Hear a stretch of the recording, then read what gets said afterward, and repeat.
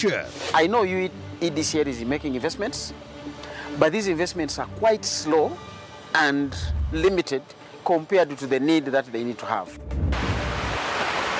We registered a fatal accident. Where an accident leaves 14 dead. Driver of the ill-fated Sinotruck is on the run. 14 people died on spot, all from the taxi. Mao wants parliamentary committee to fast-track the standoff at the Uganda Human Rights Commission. But I insist that we look at the problems in the Uganda Human Rights Commission as an opportunity. Justice for the slain Susan Magara. Prosecution wants convicts hanged, judge to determine their fate tomorrow. And the good news is here. Countries had to compete. Uganda will provide a home for the newly established African Union Humanitarian Agency. And were able to win. This is NBS Live at 9 with Victoria Sibia, Samson Kasumba, and Kanari Mugume.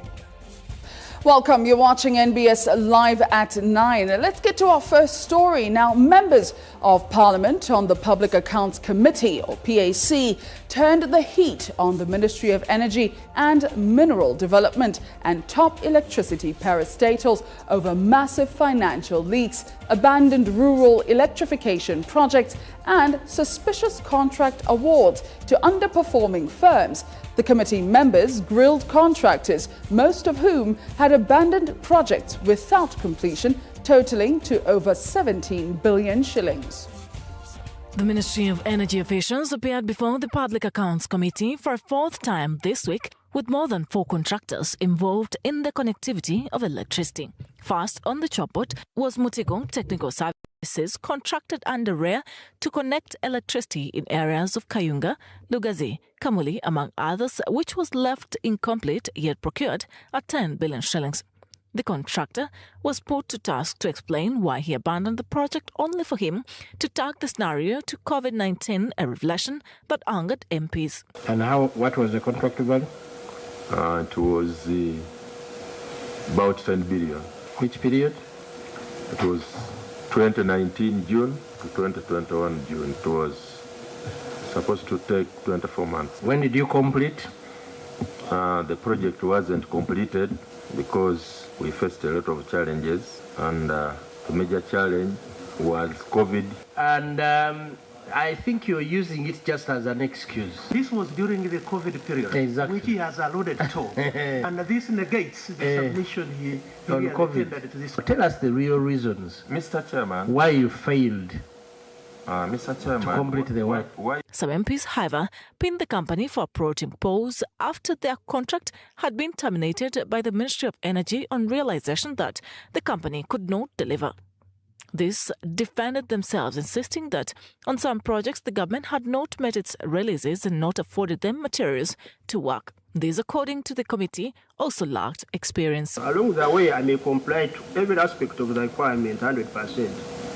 But when it comes to my pricing, I get eliminated. So it's not the problem of the ministry, it's my issue. This contractor didn't have enough experience before you gave them work. This contractor performed badly. What we, as the ministry, determined as poor performance, we never extended their contract. We cashed the performance guarantee as a penalty. If there is any company, let me inform this committee, that is credible locally, Mutiko is among them. Let me assure you. In some areas that you put pause, when your contract was terminated, you came and took that pause away. The committee grilled Global Comolo JV, which was awarded a 7.5 billion project of electricity connectivity, only for the project to suffer 4 extensions in Butambala, Gomba, Masaka and Rakai until the contract was terminated. MPs questioned the criteria used in awarding the contracts. The Ministry of Energy Permanent Secretary Irene Batebe explained that most of the projects were capital intensive, admitting that in several instances material was delayed due to limited releases. The contractors added that when a contract is reached, banks run to them to afford them resources, but the delays have seen most of the remaining funds taken by banks of accumulation of interests. Well, being grilled by the PAC must have been an electrifying experience. Continuing with electricity, economists and private sector leaders are warning that persistent power outages and weaknesses in Uganda's electricity distribution network are driving up the cost of doing business and threatening government's ambition of growing the economy tenfold. They argue that despite years of heavy investment in electricity generation, unreliable power supply continues to disrupt production, slow industrial growth, and erode business competitiveness. Power is the lifeblood of every economy, but when it disappears, so do profits. Across Uganda, factories are slowing production, hotels are running costly generators, food processors are losing stock, and manufacturers are watching operating costs rise with every outage. For businesses connected to the national grid, every blackout presents two choices: switch to diesel or stop production altogether. Or they have to completely be in a blackout. Under each of the scenarios, of course, you have business disruptions. Now, first, of course, the cost of doing business increases. The Private Sector Foundation Uganda says unreliable electricity is becoming one of the biggest obstacles to government's plan of growing the economy tenfold. Dr. Julius Byaruhanga says rising diesel costs are eroding manufacturers' profits, while repeated outages damage machinery, interrupt production and leave workers idle despite remaining on the payroll. The inventory stock, especially for perishables, if you're dealing in perishables, for instance, factories which are into food processing, pharmaceuticals, chemical industries, you get a power blackout, there are those disruptions. Even these science labs. He says the biggest victims are Uganda's small agro-processors, many of whom cannot operate at full capacity because of inadequate transformers and delayed repairs. Citing an agro-processing plant in Chegegwa, Byaruhanga says the factory has a capacity to run 10 machines and employ up to 200 people, but weak electricity infrastructure allows only 1 or 2 machines to operate. He urges that unless these small industries receive reliable power, Uganda's industrialization ambitions will remain difficult to achieve. Now, Uganda's economic growth is going to largely depend on these cottage industries. Senior economist Dr. Fred Muhomoza says Uganda's electricity challenge is no longer power generation but weaknesses in transmission and distribution, arguing that the transmission from Umeme to UEDCL has exposed long-standing infrastructure and funding gaps. He says factories, which consume the largest share of the country's electricity, incur enormous losses whenever production lines are interrupted, as restarting operations wastes time, raw materials, and millions of shillings in production costs. I know UEDCL is making investments, but these investments are quite slow and limited compared to the need that they need to have. Because factories have a different kind of structure. Some of them, to start one line and then stop it because the electricity has gone off, to restart it is not like me and you at home who are watching a football match and the power goes off, and when it comes we just start from where we ended.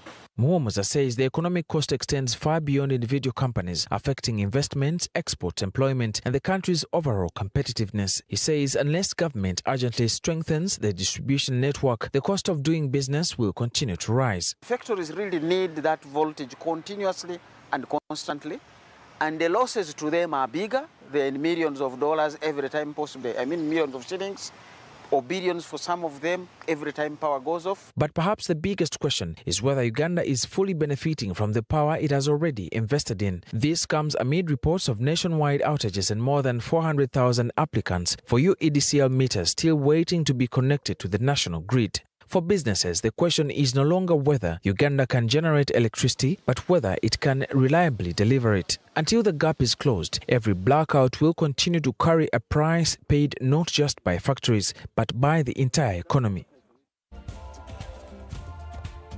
There was a time in my primary school when the only place you went if you wanted to visit a hydropower station was at Owenfo's Dam somewhere in Ginger.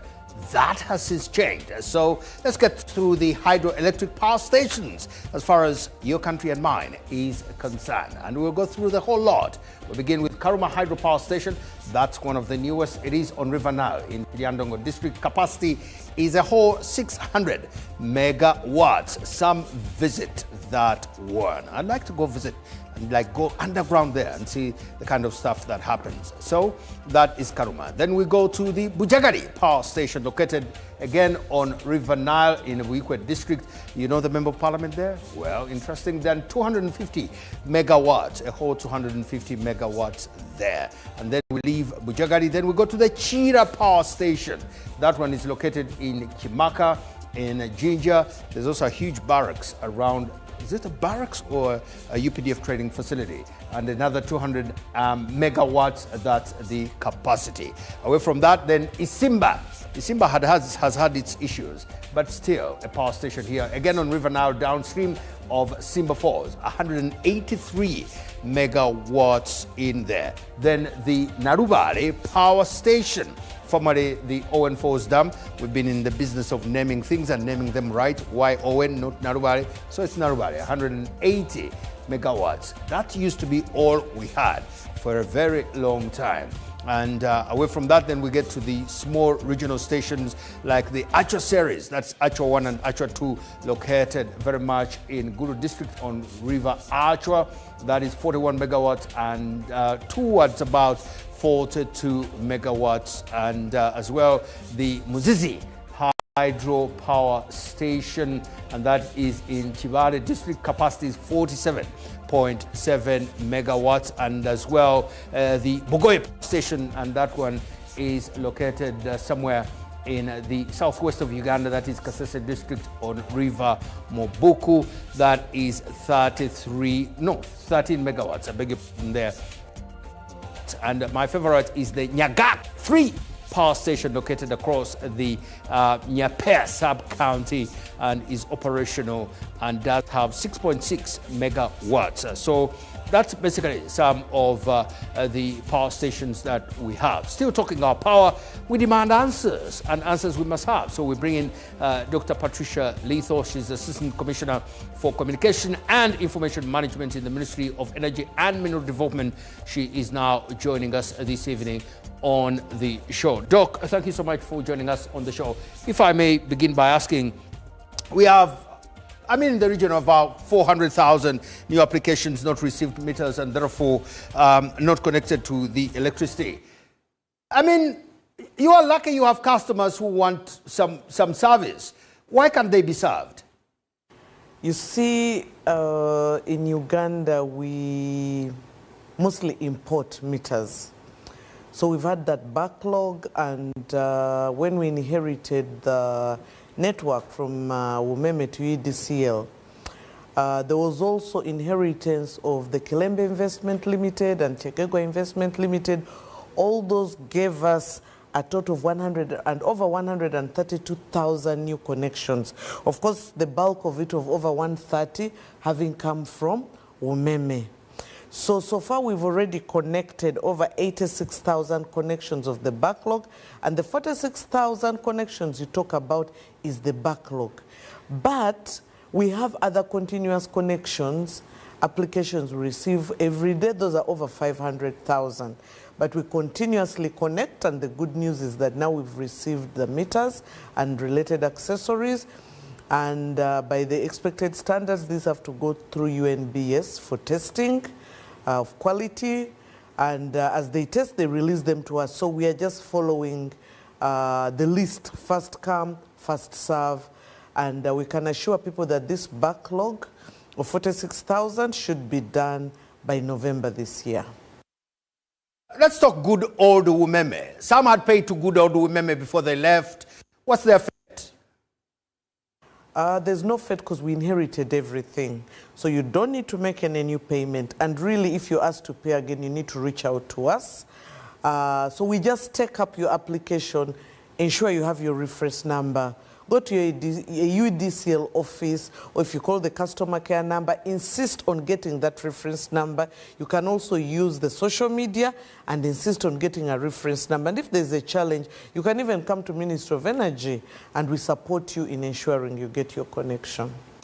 Doc, there are many reasons why people are watching NBS. One of those is to know which area is going to be cut off, and those outages coming.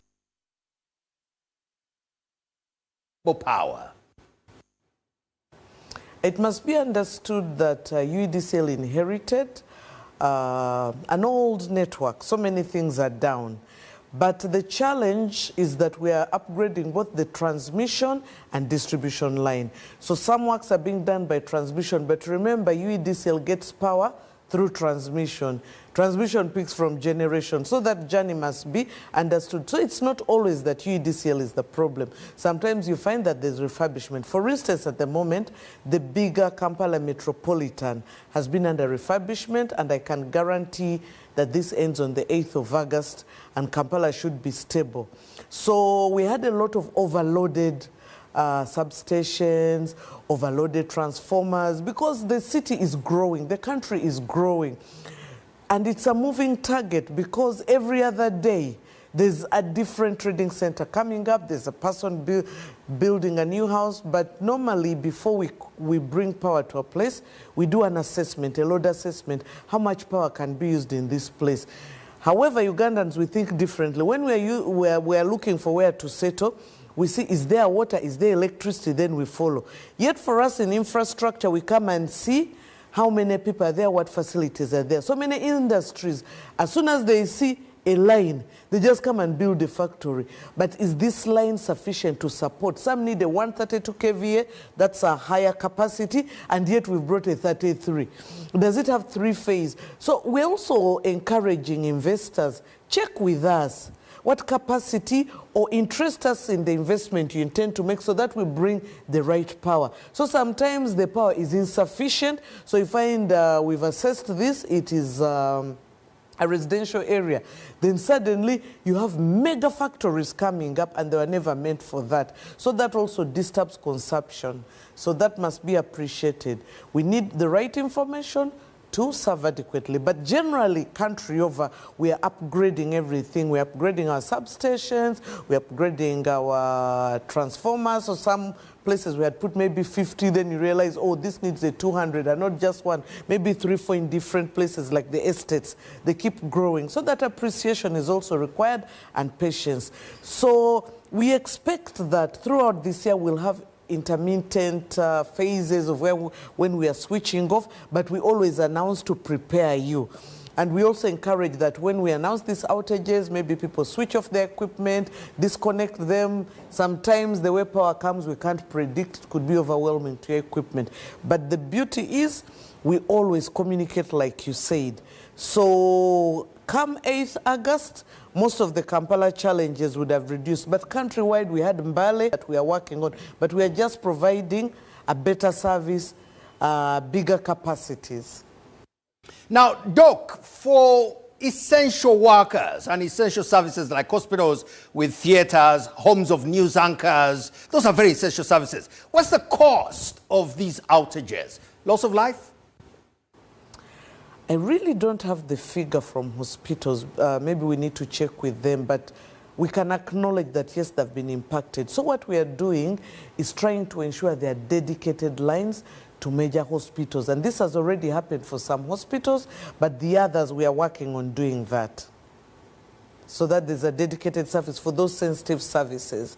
Like Mutabik has always had a dedicated line. And even sometimes through information, you find a client calling and say, why don't you transfer me to the Mutabika line? Like people who live around Luzira, Chirombe, you'd find people asking to be shifted to the Mutabika line, because that one has always been known to be dedicated. It doesn't go off. But we are trying to make this a national provision for all major health centers, major hospitals, and major sensitive service points.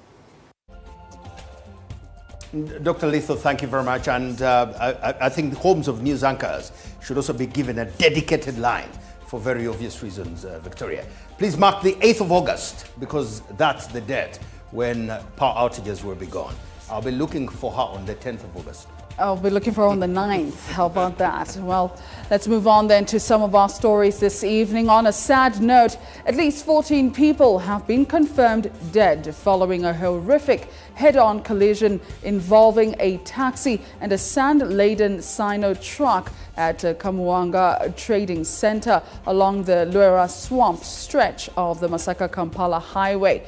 At Masaka Hospital, where bodies were taken, it was a somber mood as relatives workers came to pick the bodies of the deceased. The last night accident occurred at around 11:45 p.m. when a Toyota Hiace taxi registration number UA662AQ traveling from Kampala towards Masaka collided head-on with a Sinotruk registration number UBS 040F, which was heading in the opposite direction. According to preliminary police investigations, the crash happened after the driver of the Sinotruk allegedly swerved into the oncoming lane while attempting to avoid road humps that had been erected on his side of the highway due to ongoing road construction. The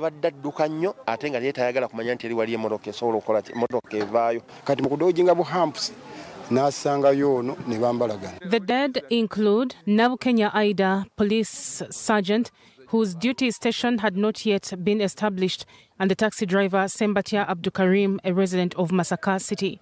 4 people survived the crash, including Edward Kaiga, aged 22, who was traveling aboard the Sinotruk. 3 other survivors, including 2 passengers from the taxi and another occupant of the truck, remained unidentified by press time. I plead to the government to implement hard orders to these drivers of Sinotrucks. They drive carelessly. At the moment, they use drugs. The injured were rushed to Masaka Regional Referral Hospital by Red Cross ambulances for emergency treatment.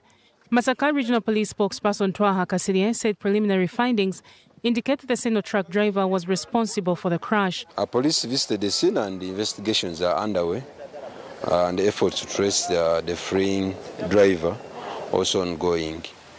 We condemn acts of drivers for reckless driving because it's alleged that it was the root cause of the accident. We mourn with the departed families. Residents and motorists who witnessed the aftermath described the accident as one of the worst ever witnessed along the Rueda Swamp Stretch. There must be a lack of vision that there is another vehicle from the either end.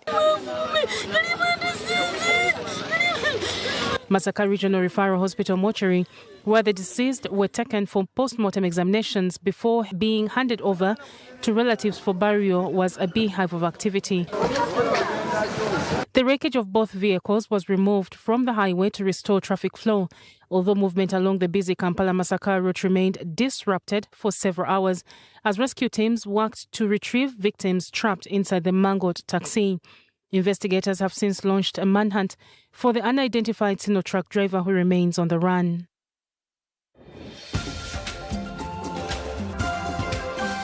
Feedback brought to you by. In business, you need advice, solutions, and sector expertise when it matters. Your new office space looks great. What's next? We get it. Absa Business Banking. It's time for us to get into feedback, and feedback has no connection with eating. Well, it has everything to do with electricity, though. And opinions.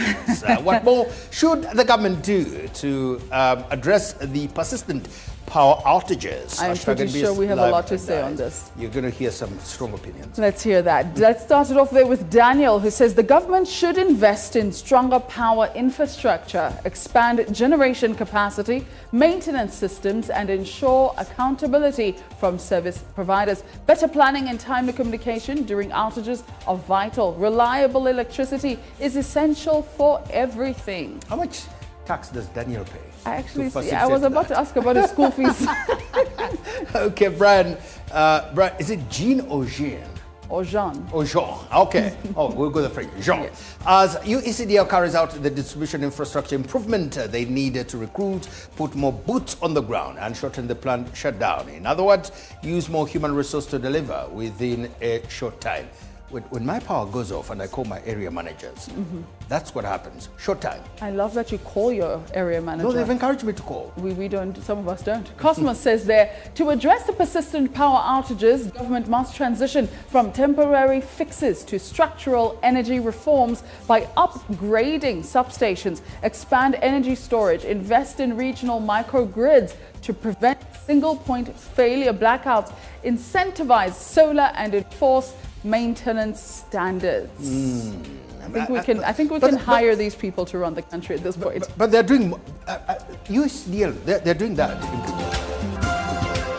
More to come. Brought to you by Paint. How? For the seating. For us, we use Global Mat. Global Paint, a reliable product. Well, in more to come, the Minister for Justice and Constitutional Affairs, Norbert Mao, has asked the Parliamentary Committee on Legal and Parliamentary Affairs to fast-track its investigation. All of that and more still coming your way. Did you know that what you watch and how often you watch it determines how you think? Absolutely does. And a lot in your life, because you have a subconscious mind Yeah. that keeps taking in stuff. I think And because of that, I'd rather have a choice as to what I watch. I that's wanna have the control. reason. In my house, it is my screen and my rules.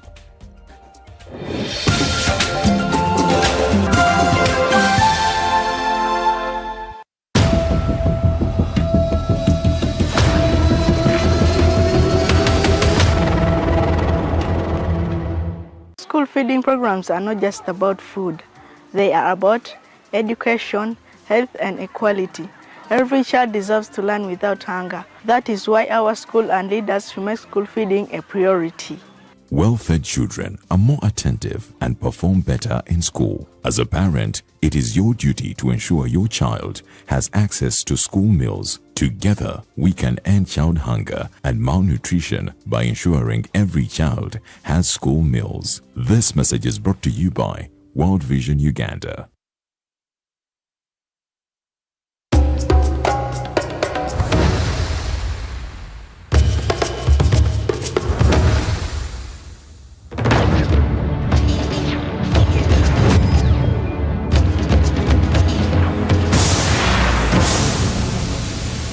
With Kanzali plus Muchuzi, you get the perfect pot of flavor and taste with the superior ingredients of the new Royco 2-in-1 mix. Enjoy the Kathufu mix. Hello, Mr. Mkasa. Hello, how are you? I'm okay, sir. Are you the broker? The original one. I was told you have very good rentals. That is right. How many bedrooms do you want? I want 3 bedrooms. Okay, did I tell you of the price? Yes, of course. 500,000. Ah, no. This side, the salary went a bit high. Why? Because the paint we use is of good quality. So the place gained the value. Which paint? Global Paint. How? For the ceiling, for us we use Global Mat. And for the inside walls, we use Global Silk Vinyl. Okay, tell me about the outside walls. Outside we use Global Weather Coat Emulsion so that the walls don't peel. I'm really impressed. The precision you put while painting, I'm willing to pay any amount. That is true, because here for us quality is paramount and the place becomes humidity. Global Paint, a reliable product.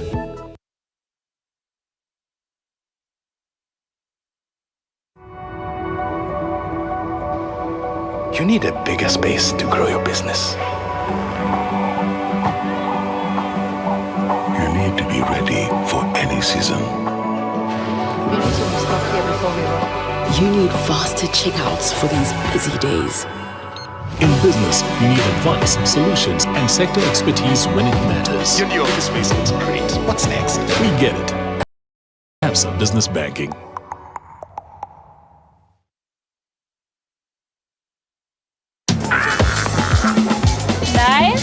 You wanna make tasty food that says you want to that doesn't steal. Candaling one no ya night. Sika de buto one night. Nailo akro ya sika. Sika de buto one night. Candaling one no ya night. Cook better, sell better with modern healthy cholesterol-free cooking oil and modern non-sticky wheat flour. Modern Yenyabo. If whiskey could talk, Johnny Walker Black Label would sing. With notes that only come with 12 years in a barrel. Sweet, smooth toffee, rich fruit, and a touch of smoke. Tastes as good as it sounds.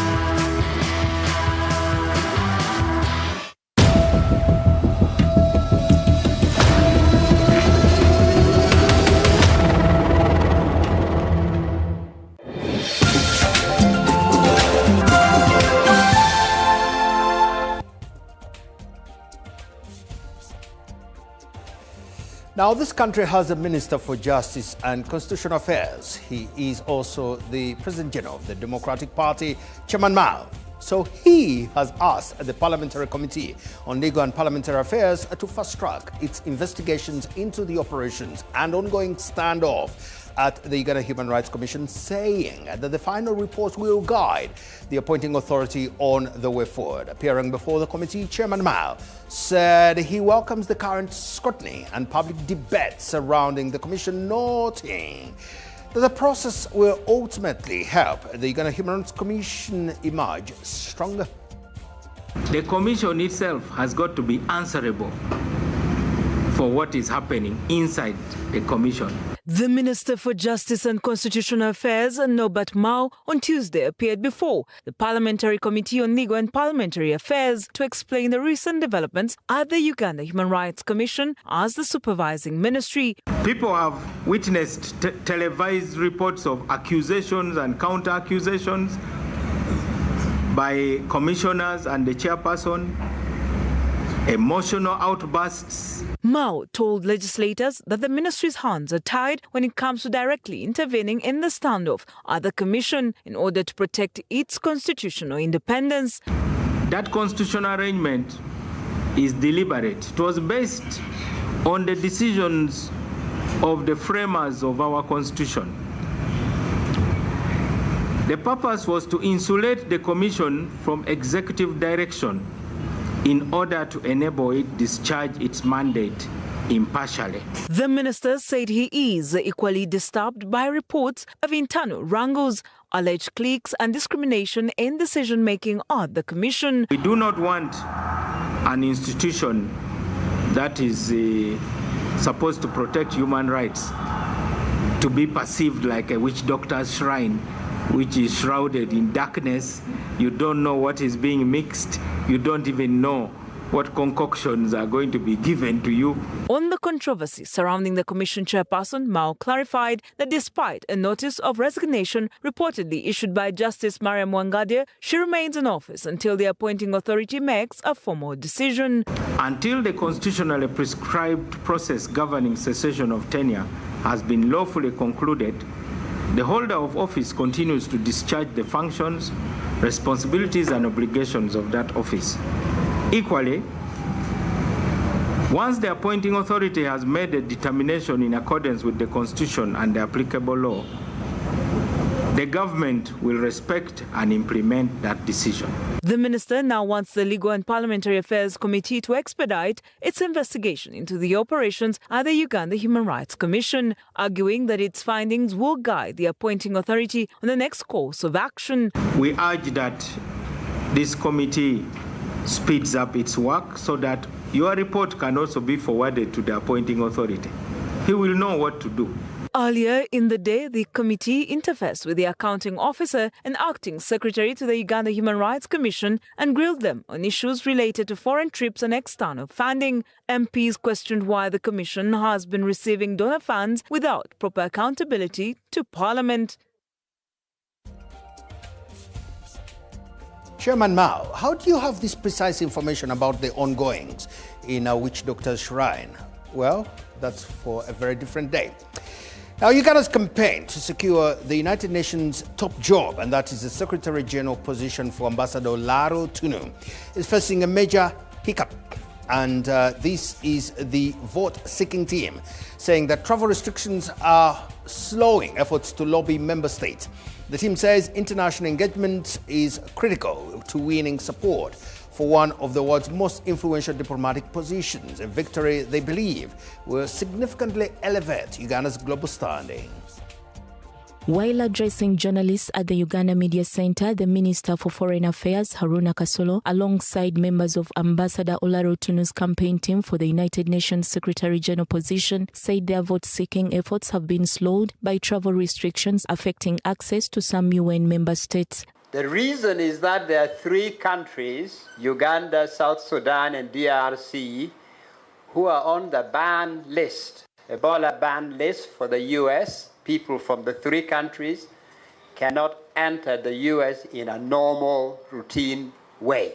The team says it is still engaging U.S. authorities to secure clearance to travel. Otunu expressed confidence in his candidature against 7 other containers, citing his extensive experience within the United Nations system. However, he stressed the importance of traveling to member states to canvass support, noting that a candidate must first secure the backing of at least 9 members of the United Nations Security Council before being recommended for appointment by the United Nations General Assembly. So we've had to cool our heels here, discussing with Washington and petitioning for a waiver to make it possible for us to leave Kampala and go to the U.S. Members of his campaign team say the travel restrictions have affected their outreach efforts, but remain optimistic they will secure the necessary clearances. This is not the first time Ambassador Olarotunu has sought the United Nations top job. Previous attempts were unsuccessful, with supporters attributing the outcome in part to a lack of government backing at the time, an issue they say has since been resolved. That in spite of that, we have come together as Ugandans to support a common Ugandan project. That's the big news. That because of the political reconciliation and development and bring together the country, now it is Yoweri Museveni, President of Uganda, who is proposing and endorsing Olarotunu to be Uganda's candidate for the position of the Secretary General of the United Nations. The United States imposed the travel restrictions on Uganda and 3 other countries in May following the Ebola outbreak in the neighboring Democratic Republic of Congo. The restrictions, which affect certain categories of travelers, have since been extended until 12th August 2026. Well, Cabinet has approved 315 billion shillings for the construction of the African Union Humanitarian Agency headquarters in Lubowa, marking a major step in Uganda's successful bid to host the continental institution. Meanwhile, government has also endorsed a nationwide rollout of Postal Uganda's digital addressing system aimed at improving service delivery, security, emergency response and revenue collection. The government has approved 315 billion shillings for the construction of the headquarters of the newly established African Union Humanitarian Agency in Lubowa following Uganda's successful bid to host the continental body. Uganda beat competition from several African countries after undergoing a rigorous African Union assessment that evaluated its preparedness, infrastructure and long-term sustainability. Countries had to compete to host the agency. So Uganda put in our interest and were able to win. The project, which will be implemented in phases over the next 2 to 3 years, will be financed by the government of Uganda, while the African Union and its member states will meet the agency's operational costs once it becomes fully functional. During Monday's cabinet meeting, the government also approved the renting of a temporary office space in Rubaga to accommodate the agency's technical teams as construction of the permanent headquarters begins. They are phased in a phased manner. The issue of construction, the bill will be met by Uganda only. But the issue of the other services, that will be met by the African Union. That means that all other countries will have to contribute. Both renting and construction will cost Uganda $86 million.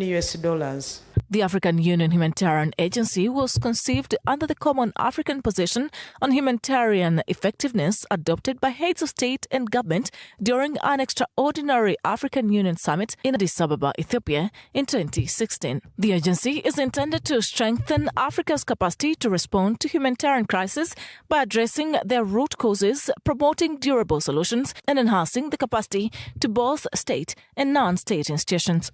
The host country, which in this time it is Uganda, will inevitably emerge as a focal point for continental dialogue. Meanwhile, Posta Uganda has launched its 2026-2030 client charter, service delivery standards and strategic plan aimed at improving customer service and enhancing operational efficiency. As part of the strategy, the government will accelerate the digitization of residential addresses by assigning every property a unique digital address and zip code. The initiative, which was piloted in Entebbe, is expected to improve service delivery, strengthen security, enhance emergency response, and boost revenue collection as it is rolled out across the country. We want to give you an address at your office and at your home, and this address will have a zip code. You'll punch it into your phone and you'll drive and reach every address very quickly.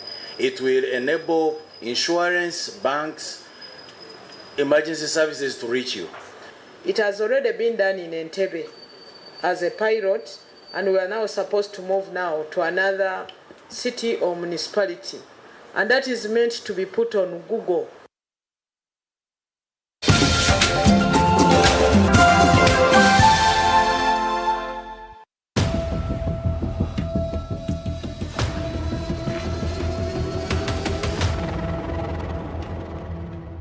Ready to invest at the Kabaliga Petro Best Industrial Park? Booking your site visit is simple. Step 1. Visit kip.unok.com and click Create Account. Enter your company details and your authorized representative's information, then submit.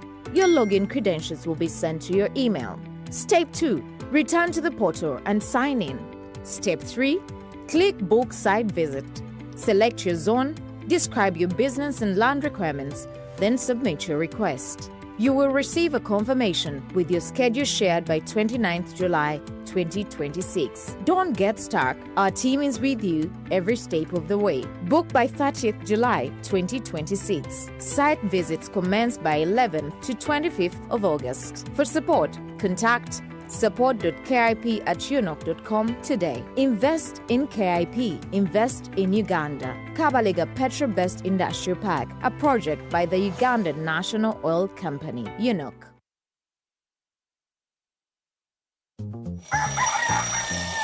MTN voice bundle. Load. Hey. Hello, Mama. Hey, it is me, your son, Opio. Hey, now, Mama, listen to me. MTN has the offer. Yes, it has the offer. You load from 7 a.m. to 8 a.m. Now they have free MTN to MTN minutes. And those minutes are there all day. So you load, you'll thank me later. Load an MTN voice bundle between 7 a.m. and 8 a.m. and get 3 free MTN to MTN minutes valid all day. Dial *100 *21 hash and get your free minutes bully daily. Free your fire with free minutes from MTN. Together, our connection is unstoppable. MTN.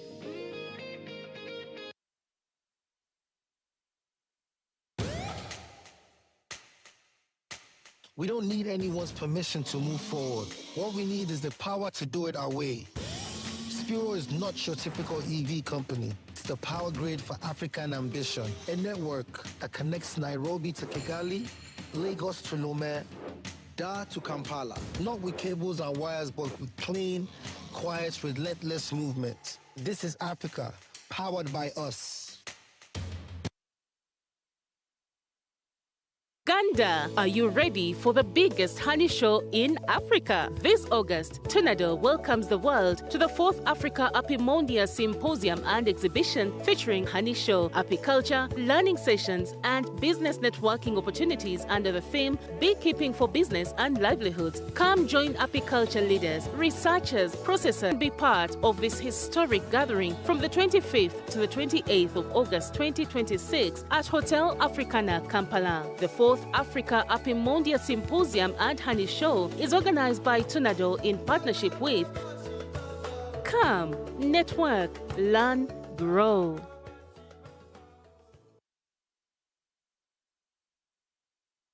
Uganda is moving forward. And at the heart of that movement is the most extensive fiber network in East Africa, with more than 15,000 kilometers of fiber and over 5,000 telecom mast sites. Soliton Telmec is the backbone that enables Uganda's telecom and digital infrastructure, connecting government services, businesses, homes, universities, hospitals, banks, villages, and telecom masts. We don't just build networks, we maintain and commercialize critical infrastructure that supports national development. East Africa's leading fiber company, connecting Uganda with the most capacity. Soliton Telmec, building networks for life.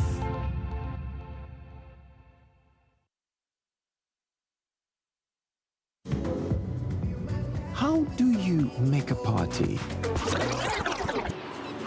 You take time to prepare, to bring all the pieces together, to craft it right. The result, great refreshment. And that makes it time well spent. Club, brewed longer for longer refreshment.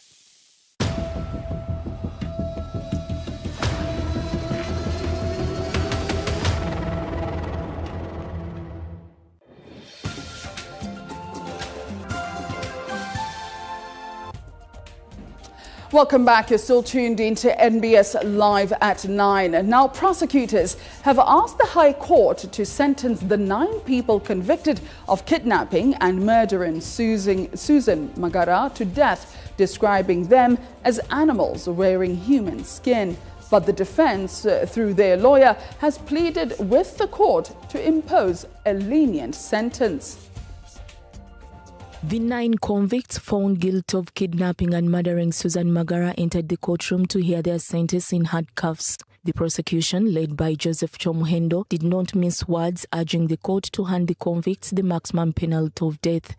My Lord, the manner in which the offences were committed, were planned and committed, falls within the rarest of the rare circumstances that call for the death penalty. Chomuhendo, together with fellow prosecutors Sheriff Nalwanga and Irene Nachimbugwe, told the judge that the 9 convicts were not ordinary human beings but animals wearing human skin. They outlined each convict's role in planning the kidnapping, deciding where to keep Magara, and demanding ransom from her family. The prosecution reminded the court that although the kidnappers received the ransom they had demanded, they still went ahead and killed Magara, arguing that no punishment other than death penalty would be appropriate. Therefore, we pray that the family is entitled to a compensation of the entire ransom amount. The defense team, led by Richard Kumbuga, began by apologizing to Susan Magara's family before asking the court to exercise mercy in sentencing the convicts. The Honorable Court can give them hope by giving a lighter sentence. The defense argued that each convict should be punished according to their individual level of responsibility, noting that the alleged masterminds of the kidnapping, Yakub Biensi and Hakim Lugolobi, are not before the court. The defense also cited religious scriptures on forgiveness, while the prosecution responded with biblical passages supporting capital punishment for murder. After hearing submissions from both sides, Justice Alex Make Ajiji adjourned the matter to tomorrow, when he will deliver the sentence for the 9 convicts.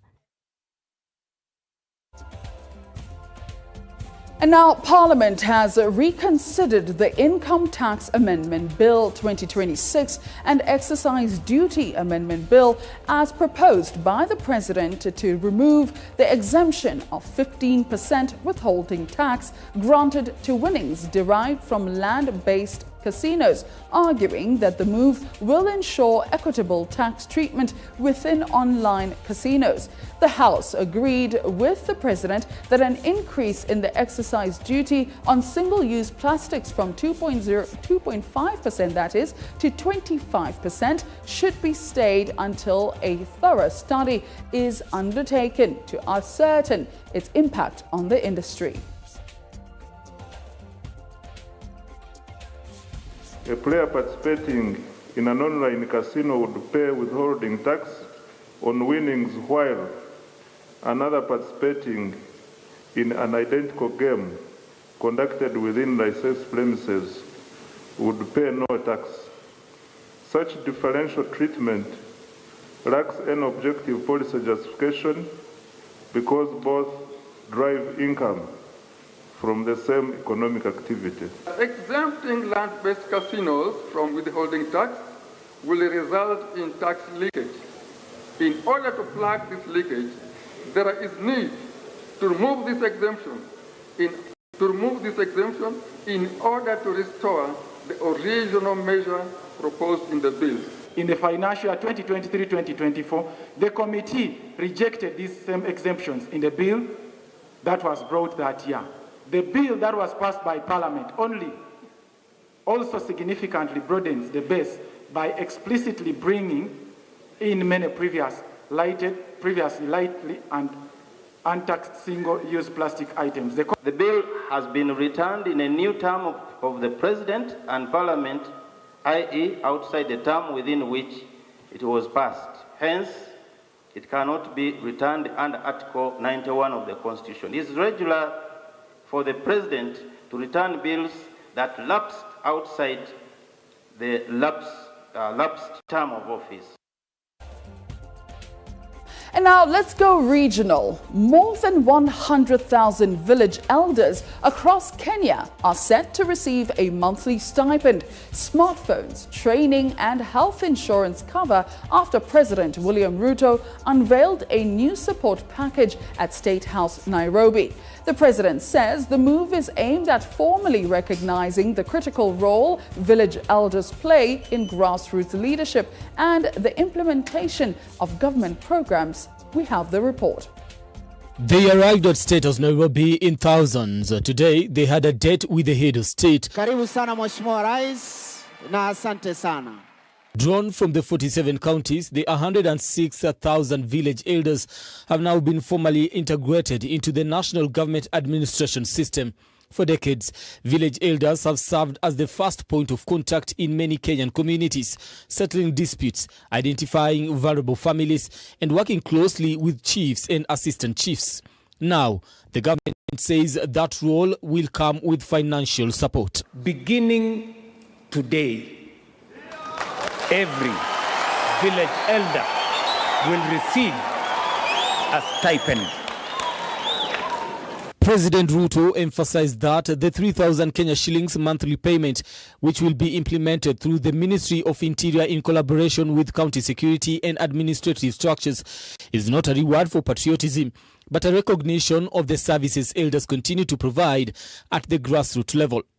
Beyond the stipend, the president announced that village elders will also receive smartphones, with funds to be allocated through the national budget to facilitate communication with government administration officers. The elders will further undergo training in administration, leadership and digital literacy to strengthen service delivery in villages across the country. In a major social protection boost, the president directed the National Treasury to fund medical insurance cover for village elders and their families under the Social Health Authority. Wameniuliza ya kwamba hawa wazee hata ingawaje umri ni huo, lakini dijitali pia wanaelewa.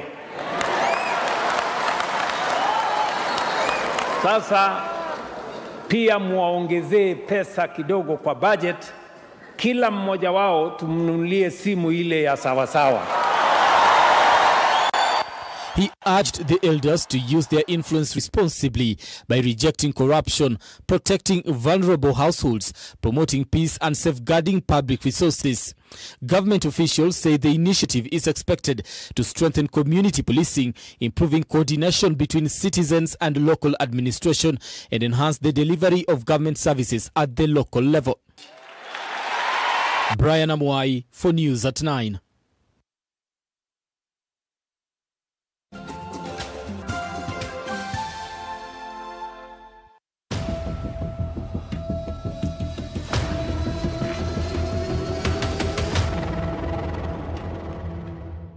Why pay for someone else's repairs? Say goodbye to hidden costs and hello to peace of mind of a brand new start. Discover the Suzuki range of unmatched, fuel-efficient and reliable options. From the iconic Jimny to the new Across Hybrid. Find the perfect blend of style and world-class efficiency. Upgrade today and enjoy 1 year of free fuel and comprehensive insurance, plus 2 years of free service and a 3-year warranty. Trade in your current car or choose financing to start driving as you pay installments. Don't wait. Visit the Suzuki showroom today or call 0800-211-033 to get started. Experience the ultimate in bathing luxury with Lanzo Luxury Bathing Soap. Choose from a variety of refreshing types, including menthol, antibacterial, ice cool, blueberry, coconut, and raspberry. Each one promises an upper-world, refreshing feel that redefines your experience with bathing. Lanzo Luxury Bathing Soap, the ultimate refreshing feel. Distributed by Chopper General Enterprises, located at shop number 3, Rafik Building, Chikoba, Kampala. You can find Lanzo Luxury Bathing Soap in shops and supermarkets nearby. In life, every minute matters. But sometimes, one simple bank errand takes your whole day. Queues, delays, valuable time lost. But now, Pride Bank Edikumuliango. Deposit money, repay loans, and pay bills easily at a quick teller agent near you. No more wasted time, no more stress. With Pride Agency Banking, powered by Quick Teller, your bank is now part of your everyday life. Pride Kumuliango. Quick Teller, everyday payments made easy. Pride Bank, your growth is our pride. Pride Bank is regulated and supervised by the Bank of Uganda, and customer deposits are protected by the Deposit Protection Fund of Uganda up to 10 million shillings. Terms and conditions apply. The parent is Tuliahewa Dixon. And the child is Honey Tuliahewa Esther.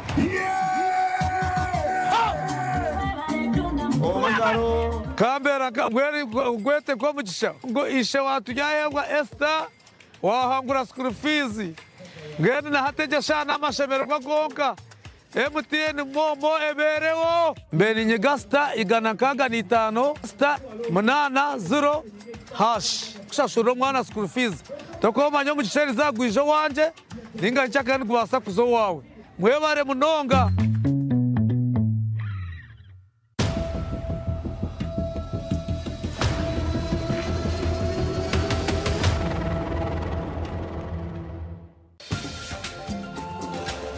Business Pulse, brought to you by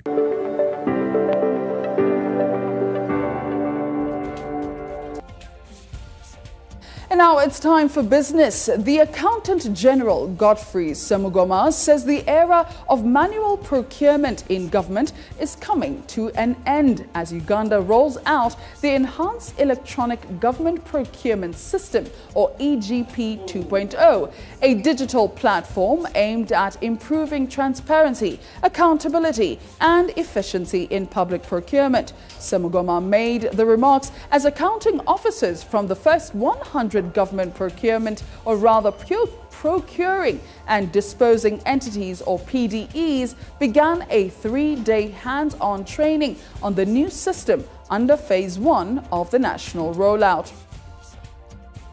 All electronic systems, every time you automate, you minimize the contact, human contact in these processes.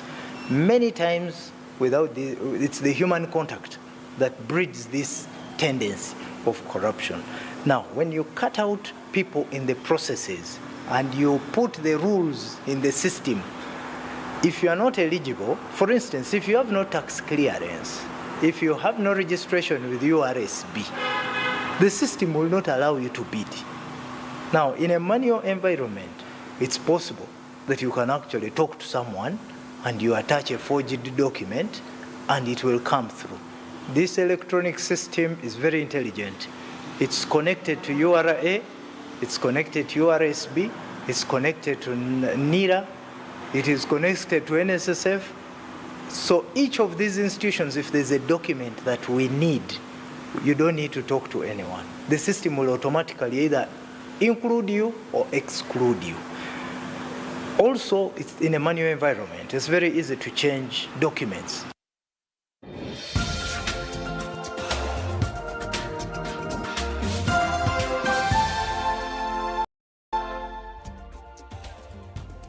Let's get into the AFCON update. Construction of the Ghana shillings 58 billion Masindi Hospital upgrade has reached 12%, with local leaders expressing confidence that the project will be completed by the 31st of December 2026 in time to support Uganda's preparations for the 2027 Africa Cup of Nations bid. The upgraded hospital is a key part of the country's AFCON infrastructure plan, and it will as well provide emergency medical services should they be needed for teams training at the nearby King George Stadium in Masindi. King George in Masindi, could we have a local name? Masindi District Members of Parliament have praised the progress of construction works at Masindi Hospital while urging the National Enterprise Corporation Construction Company to speed up the project ahead of the planned CAF inspection early next year. During a site inspection, area MPs led by Masindi Municipality MP and AFCON Local Organizing Committee member Rogers Mukama commended NEC Construction Company for the progress made, noting that construction now stands at 12%. We are excited that we are not just rehabilitating, but we are getting a modern hospital.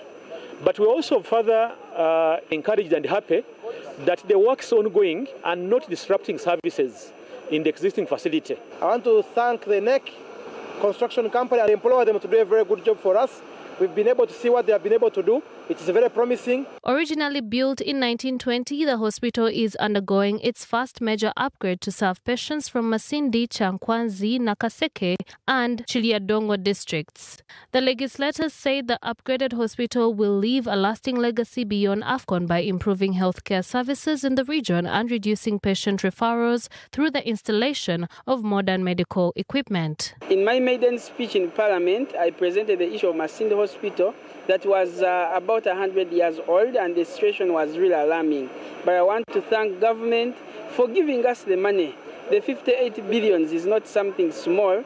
But right now we're going to get a good hospital with modern equipment, which should be able to sort out most of the challenges we've been having. Mukama also gave an update on other health infrastructure projects linked to AFCON preparations, including the ongoing expansion of Hoima Regional Referral Hospital and the upgrade of Buseruka Health Center 3 to a community hospital because of its proximity to Kabalega International Airport. But we are lucky that with the coming of AFCON, we have been able, together with my colleagues, to squeeze in some of these infrastructure, not just here in Hoima alone.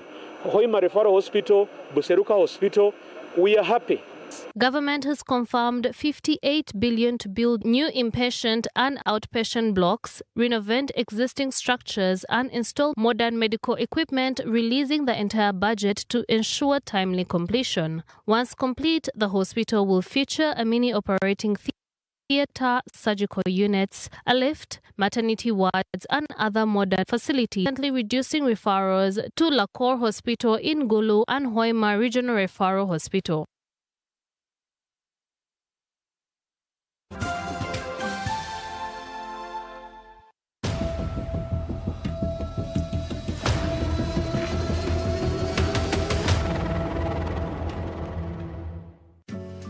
Looking for a vacation of a lifetime? Cross the equator and discover Pineapple Bay Resort. Enjoy exceptional life's luxuries. Spend quality time with family, friends, or even that special someone. Get in touch with nature with our range of outdoor activities. The calming tranquility of water, breathtaking views, moving memories around campfires. It's all here. Plus, a club experience like no other at Pineapple Bay Clubhouse. It's a whole vibe. You can hire any of our 3 VIP cruise boats for groups of 10, 14, or 25 people. Or you can cruise out with swag on a luxury yacht for 12 people. Our premium boats are all safety compliant. Make your next vacay an all-round experience at Pineapple Bay, located on Bulago Island, right in the midst of Lake Victoria. Talk to us today. Hey, hey, travelers! Are you a family gearing up for that big vacation, a hustler working abroad coming home, or your squad chasing sunsets and passport stamps? It's time you lock in. Say goodbye to long airport queues, shocking roaming bills, and the stress of hunting for local SIM cards, because now you can travel like a local. Stay connected in over 180 countries. Just scan, tap, and boom! Instant data the moment you reach your destination. Get your Rogue Travel eSIM today at travel.roguetelecom.co.ug. Contact us on 020-5000123.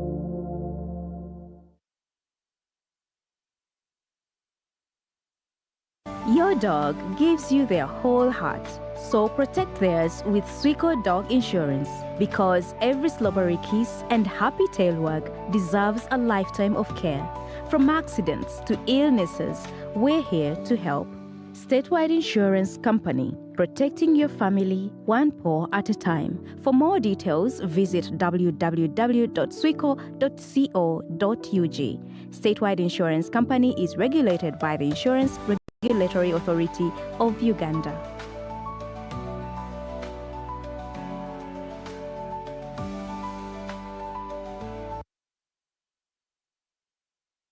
Well, I trust everyone is happy with the numbers. If we continue with the same tactics, we're definitely going to see more success. Absolutely. I love the fact that you use the word success, because especially if you look at the on-air talent like Mark over here. Mark, are you with us? Mark, Yeah, where are we? we're at Fantasy Where are we here? Conference Room. Where? We are. Comfort, so exceptional, even the most serious meetings feel effortless.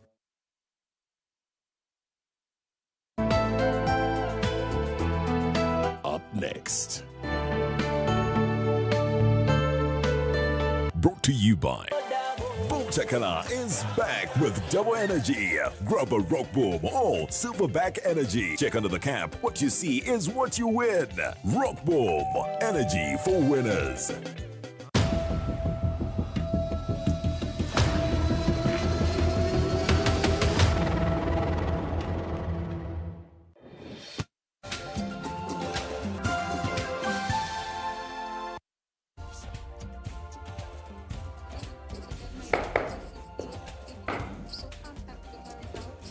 We on air. Don't do that. I don't even have a talk back. Oh my. The morning breeze will have political prisoners released in pass. What explains the misgivings? That is tomorrow morning. Emmanuel Dombo is Director of Communications at the NRM. And as well, we'll have Counsel Samuel Muyizi, very famous. And he's a lawyer and human rights activist. Prisoners impasse. What explains the misgivings? That's some conversation for the morning tomorrow. Yeah, very early at 8 a.m. Is 8 a.m. very early? Well, not for me. I'm here quite early. Yeah, so. I wake up at 4:30. I have to run a school run. Okay. So think about being a dad. Okay. Okay. Very interesting. Now, still that conversation on, is it true women like to be in charge of their... No. No. You see, I'm not going to answer this question.